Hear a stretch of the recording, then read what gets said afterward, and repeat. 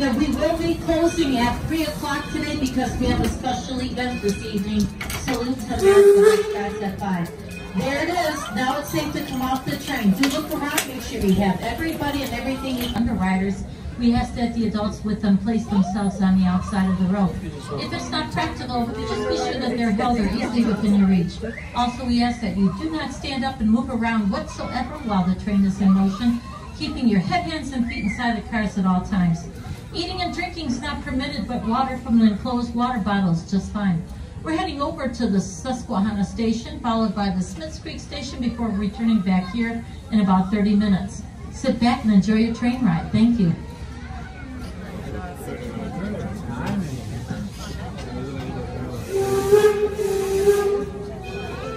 We're going to say goodbye to Anna, our station master. Thank you so much for getting everybody on board the train safely and getting us out pretty much on time. Well, when you came into the gates of Greenfield Village today, you walked into over 300 years of American history. That was the dream Henry Ford had when he came up with the idea of opening up the village. He wanted a place where people could come and visit and see what people long ago made with their hands and used with their hands, so they could be inspired to come up with new ideas. I think he pretty much accomplished that and it's still ongoing. The Greenfield Village is divided into 7 different districts. The very first one is the Henry Ford Model T. Over to the left, that white farmhouse you see, built in 1861, happens to be the birthplace of Henry Ford. He was born on July 30th, 1863. On the second floor of that village home, oldest of 6 children. Motor company, and learn how he came up with the motor car back in 1908, the Model T. It changed the world of transportation forever. And then we'll try on one of our Model T's sometime today. Our next district takes us into we have the home of the Wright brothers and the Wright brothers cycle shop, referred to as the birthplace of aviation. We have Mrs. Cohen's millinery shop where staff are working on hats and accessories just like she did back in 1880s. And then we have the Heinz House and we have the Herschel's Film Carousel built in 1913. We'll be taking a spin on that carousel today. It has a menagerie of animals to choose.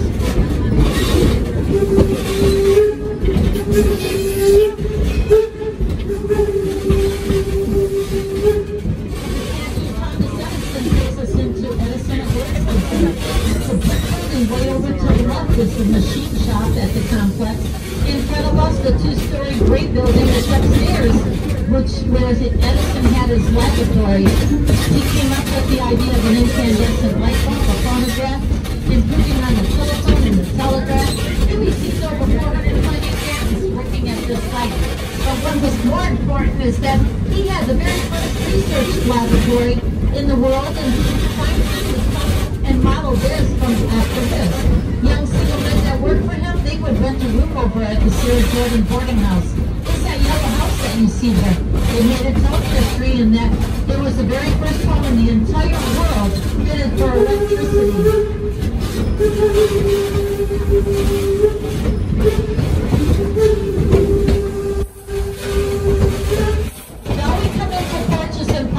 Area, and what a beautiful way is crossing through the 70-foot long Bagley covered bridge built in 1832.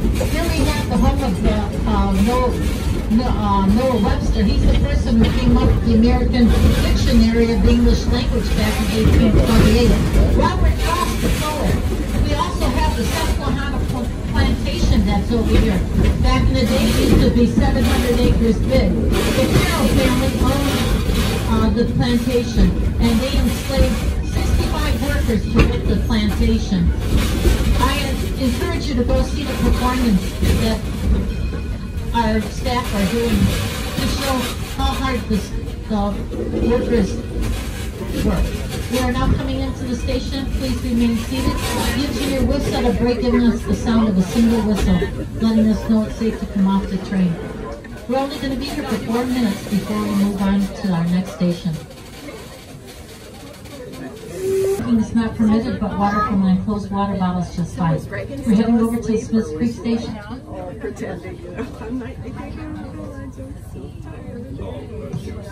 Say goodbye to Ken, our station master, as we pull out. He did a fabulous job getting everybody on board. Thank you, Ken.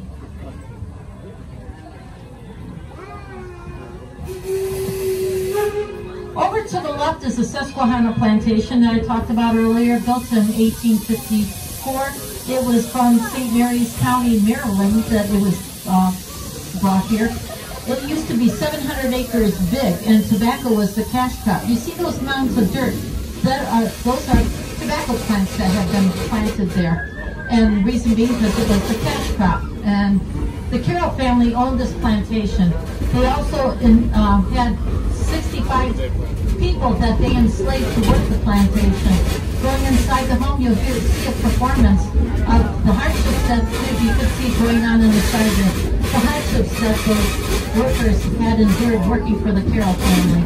The next is, that's our oldest American home, that little orange building, built in the late 1800s from Sudbury, Massachusetts. It's a American family home, and they had 7 children that they raised there.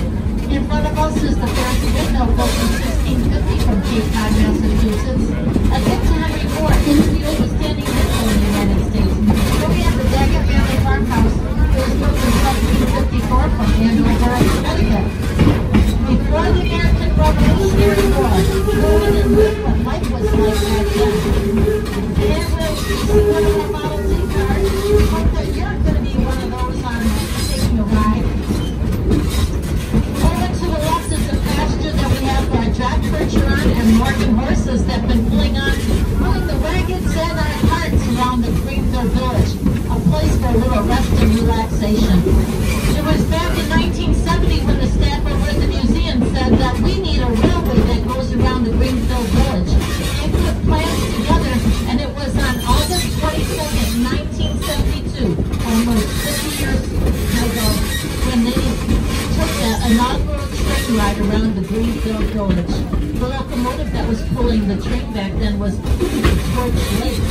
We have that over at the museum, at the roundhouse. It's the oldest running steam locomotive on the electric schedule in the country.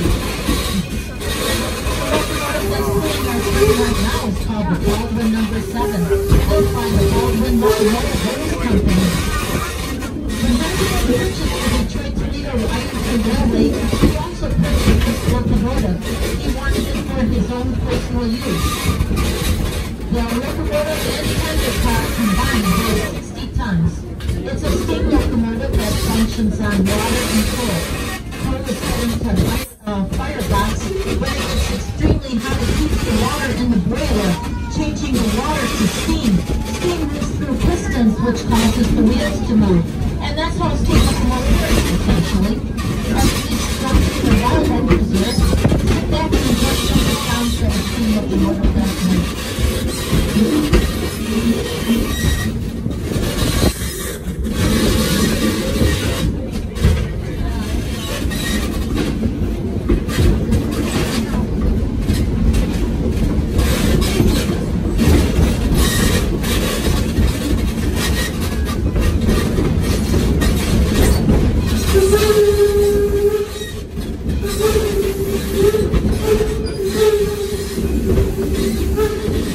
I just saw a wild turkey in the wooded area.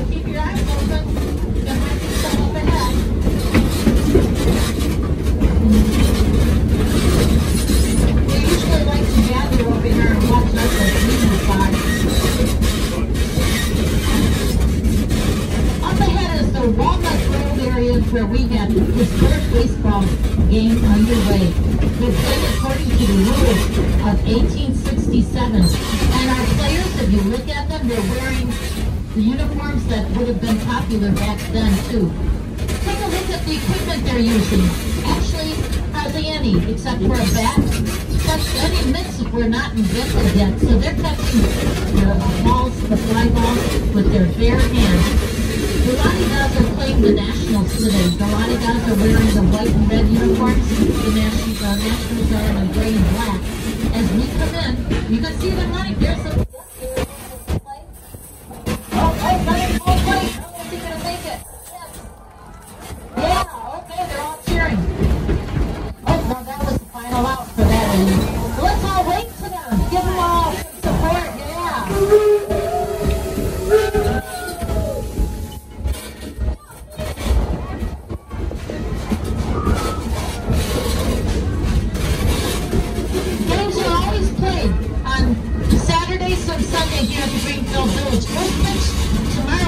is at noon. Otherwise, it'll be at 1:30. So, if you're interested in baseball, historic baseball, bring your blanket and a chair. Come and join in the fun. In front of us is the Henry Ford Academy High School that was built in 1997. It's a charter school, and there were over 500 students that attended this past school year. 10 through 12 graders had classes here. 9th graders are over at the museum. Henry Ford always believed learning to do is by doing. These students take what they study and they go into the museum or village and see firsthand what it was they were looking at. And for these vintage Pullman cars, they're always reserved for our privileged senior class. To be a student here, one must live in Wayne County, Michigan. After submitting an application, it's so lucky to all that you're able to attend high school here. 4 years and it's all tuition free. We're using these Pullman cars right now this summer. There are campers in grades 2 through 5. Over to the left is the Swanee Lagoon. It serves as a catch station now. It helps to mitigate any flooding that we might get in the village.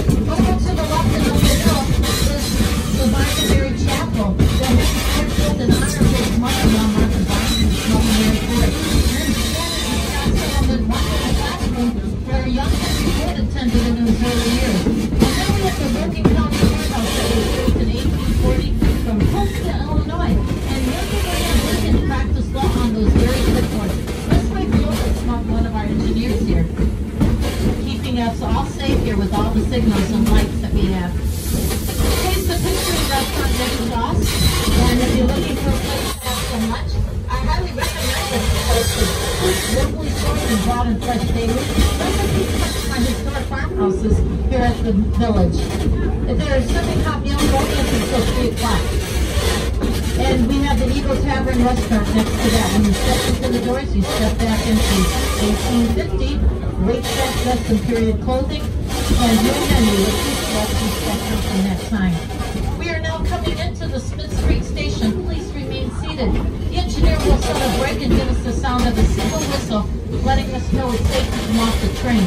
Should you be exiting here, I highly recommend that you take the short walk over to the Herschel Stillman Carousel.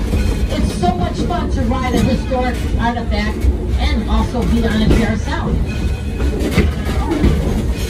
Say hello to our station master, Sue and John, and also to Bill, our conductor. He's taking over for me.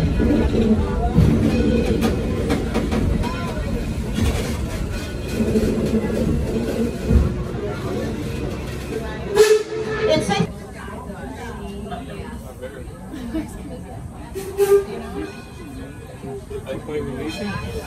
no, it was for a client. So we're on our way down to the main gate Firestone Station. Smith Street Depot is one of the original 28 buildings in Greenfield Village when we opened October 21st, 1929. It's an authentic train depot coming to us from Smith Street, Michigan. About 60 miles north of here, just outside of Fort Huron.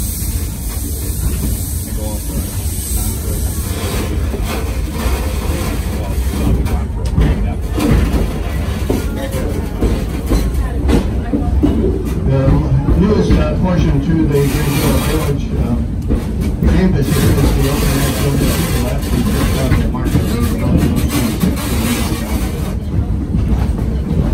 The right brick building here is the Detroit Toledo and Milwaukee Roundhouse, originally built in 1884 in Marshall, Michigan, about an hour and a half west of here. Looks like they're getting number one ready for service tomorrow morning. The roundhouse is closed for visits, but the big doors in front are open so you can see everything on the inside. Beyond the roundhouse and those trees and bushes is ribbon and craft work where the artists can do all the glass blowing, pottery making, and so forth. And that's all open to the visit. The largest part of our working farms district will be on the right side as we complete the left turn, the Firestone Farm, built in 1828 in Columbiana County, Ohio. It is the birthplace and childhood home of Harvey Firestone, the originator of the tire and motor company. A very good friend of Henry Ford. It's a working farm, 7.5 acres, work year round, and it's open to you as a visitor. There's a new path that's not to itself.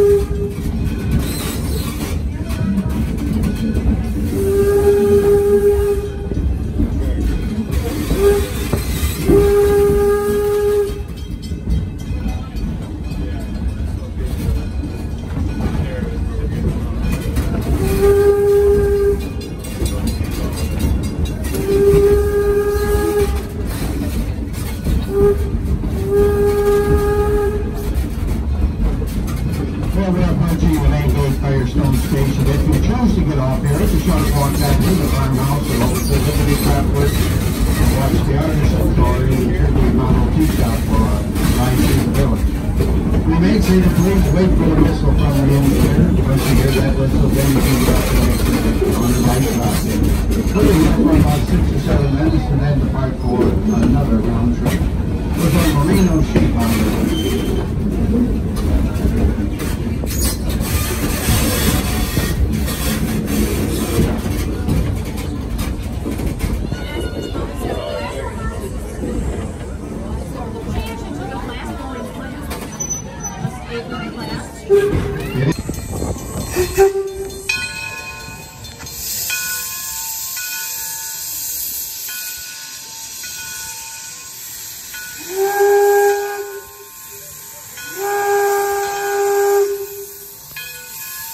Thank you.